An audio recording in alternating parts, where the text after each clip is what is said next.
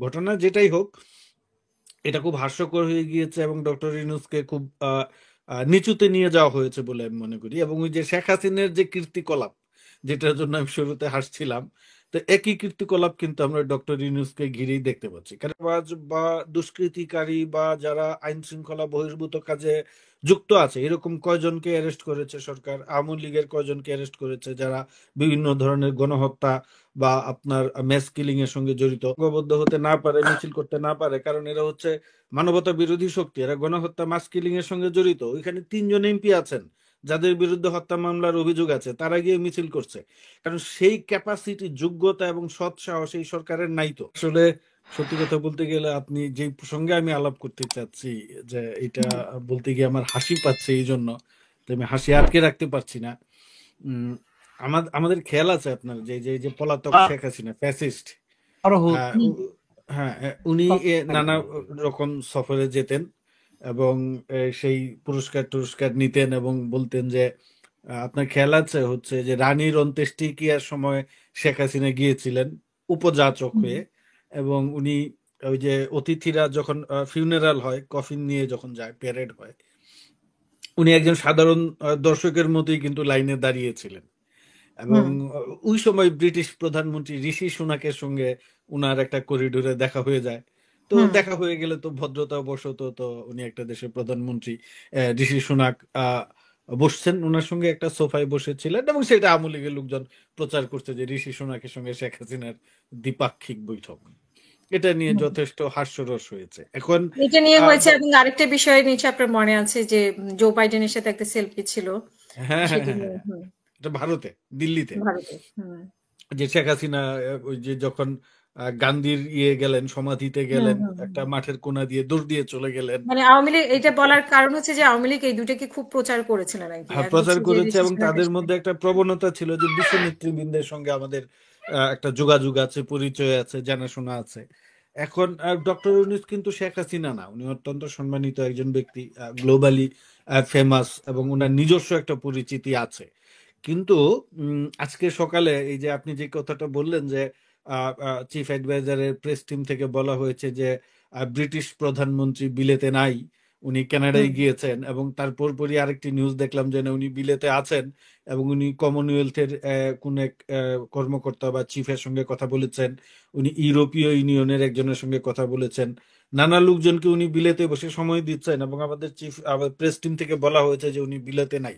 এখন এটা হতে পারে তারা ওয়েল ইনফর্মড না, তাদের কাছে তথ্য ছিল না, অথবা তারা ভুল বা বিভ্রান্তিকর তথ্য দিয়েছেন। ঘটনা যেটাই হোক, এটা খুব হাস্যকর হয়ে গিয়েছে এবং ডক্টর ইউনূসকে খুব নিচুতে নিয়ে যাওয়া হয়েছে বলে আমি মনে করি। এবং ওই যে শেখ হাসিনার যে কীর্তিকলাপ, যেটার জন্য আমি শুরুতে হাসছিলাম, তো একই কীর্তিকলাপ কিন্তু আমরা ডক্টর ইউনূসকে ঘিরেই দেখতে পাচ্ছি। কারণ এটা রাষ্ট্রীয় সফর কি না, এটা আমার আসলে আমি নিশ্চিত না।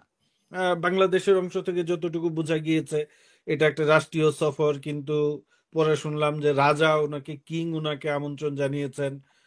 পরে আমি খুব সম্ভবত দেখলাম যে তাকে গ্রহণ করছেন আমাদের যে সদ্য নিযুক্ত যে হাই কমিশনার, উনি। এখন রাজার প্রতিনিধি এখানে কে কারা কিছুই জানি না আমরা। আবার যদি রাষ্ট্রীয় সফর না হয় তাহলে তো উনি ব্রিটিশ প্রধানমন্ত্রীর অ্যাপয়েন্টমেন্ট পাবেন না, পাওয়ার সোজা না। আবার যদি রাষ্ট্রীয় কিন্তু সফর রাষ্ট্রীয় হয়েও থাকে, সফর হলেই কি উনি পেতেন? মানে এটা কি রাষ্ট্রীয় সফর হলে তো না ওনার আমি বলছি, পাওয়ার কথা। আবার যদি ধরেন রাষ্ট্রীয় সফর হয়েও থাকে, তাহলেও যদি এখন ব্রিটিশ, তাহলে তো একটা প্রোটোকল থাকবে, তাকে রাষ্ট্রীয়ভাবে বরণ করে নেওয়া হবে। এবং ব্রিটিশ প্রধানমন্ত্রীর সঙ্গে তো তার বৈঠক হবে মাস্ট। রাষ্ট্রীয় সফরে এসে যদি উনি বৈঠক করতে না পারেন, সেটাও তো অত্যন্ত একটা অনভিপ্রেত, অনাকাঙ্ক্ষিত ঘটনা। আমার কাছে মনে হচ্ছে যে আসলে এই বর্তমান যে সরকারটা আমরা দেখছি, এরা তো রাষ্ট্র পরিচালনায় পুরোপুরি ফেল করেছে। গত 10 মাসে তো এরা কিছুই করতে পারে নাই। হুম। ধরেন আপনার এই যে এই সারোয়ার ভাই যেটা বলে গেলেন, চাঁদাবাজ, এই লুট, রাহাজানি সারা দেশে যা হচ্ছে, এটা তো আমাদের পলিটিক্যাল কালচার। রাজনৈতিক দলগুলা করে, সরকারের কাজ কি দমানো। আপনারা একটা তথ্য দেখেছেন যে গতকাল নারায়ণগঞ্জের রূপগঞ্জের যুব দলের গোলাগুলিতে একজন মারা গেছে। এখন বিএনপি হুম। দল হিসাবে কি করেছে, যারা এই ঘটনার সঙ্গে জড়িত মারামারি, তাদেরকে বহিষ্কার করেছে। দল থেকে। এবং যিনি মারা গিয়েছেন তার ভাই বা আত্মীয় স্বজন মামলা করেছেন। এখন সরকারের কাজ কি? ওই আসামিকে ধরা, ওই আসামিকে ধরে আইনের আওতায় আনা। এখন বাংলাদেশে আপনার গত 10 মাসে এইরকম চাঁদাবাজ বা দুষ্কৃতিকারী বা যারা আইন শৃঙ্খলা বহির্ভূত কাজে যুক্ত আছে এরকম কয়জনকে অ্যারেস্ট করেছে সরকার? আওয়ামী লীগের কয়জনকে অ্যারেস্ট করেছে যারা বিভিন্ন ধরনের গণহত্যা বা আপনার ম্যাস কিলিং এর সঙ্গে জড়িত? তা সবকিছু মিলিয়ে হচ্ছে আমার কাছে যেটা মনে হচ্ছে এই সরকার কিন্তু চরমভাবে দল ব্যর্থতা। নিয়ন্ত্রণ করতে পারছে না কেন? মানে না, বিএনপি এত সেটাই তো বড় বলছি, দল, বিএনপি ওভারঅল কেন? মোটের উপর আমি যেটা বলবো যে এই সরকার কোনো কিছুই করতে পারছে না, টোটালি একটা ব্যর্থ সরকার। তারা না করতে পারছে বিচার, না নির্বাচনের জন্য প্রস্তুত করতে পারছে, না সংস্কারের জন্য প্রস্তুত করতে পারছে। সংস্কারের নামে কিছু আজগুবি অলীক এবং অবাস্তব প্রস্তাব তারা দিয়েছে। একটা বলি, যেমন তারা বলেছে যে একটা কাউন্সিল হবে, কনস্টিটিউশনাল কাউন্সিল হবে, সেখানে কনস্টিটিউশনাল যে পদগুলো আছে সেখানে নিয়োগ দিবে ওই কাউন্সিলের মাধ্যমে। সেখানে সরকারি দলের 2 জন থাকবেন, বিরোধী দলের 2 জন থাকবেন, আরো নমিনেটেড লোকজন থাকবেন, চিফ জাস্টিস থাকবেন। ভালো।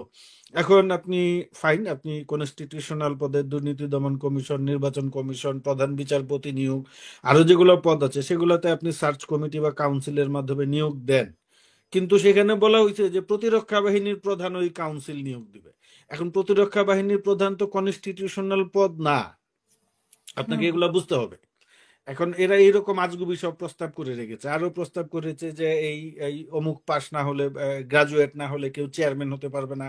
চেয়ারম্যান হবে আবার পৌরসভার মেয়র বা চেয়ারম্যান হবে কাউন্সিলরদের ভোটে। তার মানে আপনার ভোটাধিকার কেড়ে নিচ্ছে, আপনি আপনি চেয়ারম্যান নির্বাচিত করতে পারবেন না। সেক্ষেত্রে আপনি যদি চেয়ারম্যান হতে চান, ধরেন আপনার পৌরসভায় 30টা কাউন্সিলর আছে, আপনি 16 জন কাউন্সিলরকে কিনে ফেললেই কিন্তু আপনি চেয়ারম্যান হয়ে যাবেন। সেটা আপনার হুম। আরো ভোট বেচা কেনার আপনার খরচ কমিয়ে দিল, আরো সোজা করে দিল। আগে ধরেন আপনি 10 লাখ ভোটারকে ম্যানেজ করতে হতো, এখন 30 জনকে ম্যানেজ করলে হয়ে যাবেন। যে এইরকম সব হাস্যকর এবং অবাস্তব কর্মকাণ্ড করেছে, যার প্রভাব বা প্রতিফলন কিন্তু আমরা এই বিলেত সফরেও দেখলাম। এটা তো কোনো কথা হইতে পারে না যে আপনি কি বলে যে বলছে যে স্টার, ওই ব্রিটিশ প্রধানমন্ত্রী আছেন দেশে, বলছেন উনি নাই, উনি কানাডায় চলে গেছেন। এটা মানে আপনি কোন পর্যায়ের দায়িত্বশীল আচরণ বলে মনে করেন রাষ্ট্রের পর্যায় থেকে? এবং আরো যেটা আমরা আরেকটা জিনিস দেখলাম, যে ডক্টর ইউনূস সেখানে গেলেন, সেইখানে এই যে গণহত্যাকারী আওয়ামী লীগের লোকজন জড়ো হয়ে তার বিরুদ্ধে মিছিল করছে, তাকে গালিগালাজ করছে, অশ্রাব্য ভাষা ব্যবহার করছে, এবং এটার আমরা কিন্তু কোনো প্রতিবাদ দেখলাম না। বাংলাদেশ হাই কমিশন থেকে তো ব্রিটিশ অথরিটিকে বলা উচিত ছিল যে আওয়ামী লীগের নামে যারা জড়ো হয়ে মিছিল সমাবেশ করছে এরা গণহত্যাকারী, এদের তো সভা সমাবেশ করার অধিকার নাই। ব্রিটিশরা হুম। কি নাৎসিদেরকে এই এই লন্ডনে মিছিল সমাবেশ করার অনুমতি দিবে?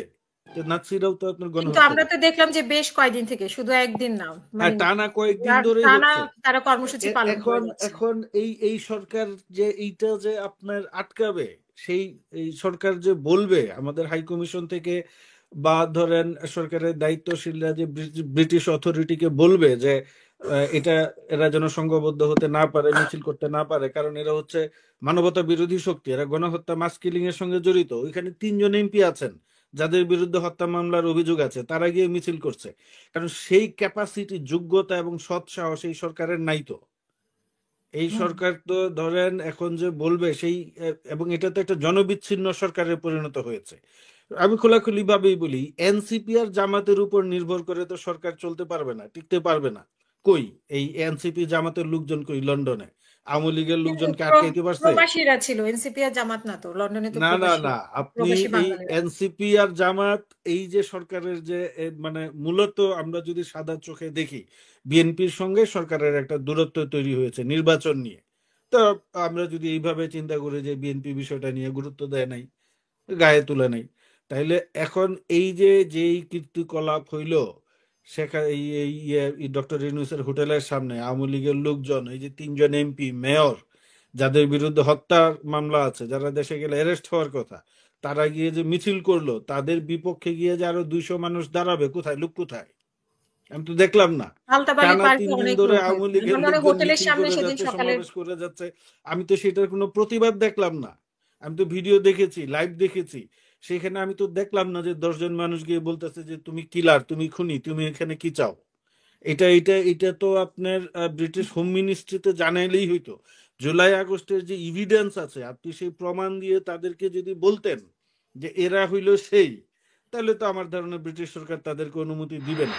তো এখন ধরেন কেন দিতে পারে নাই, কারণ হুম। আমার কাছে যেটা মনে হয় যে এই সরকারের সঙ্গে পরিষ্কার ভাবে, এবং এই যে এনসিপি টেনসিপি যেগুলা বলেন দলটল, এদের সঙ্গে আওয়ামী লীগের একটা আঁতাত হয়ে গিয়েছে, যোগাযোগ আছে, যোগসাজশ আছে।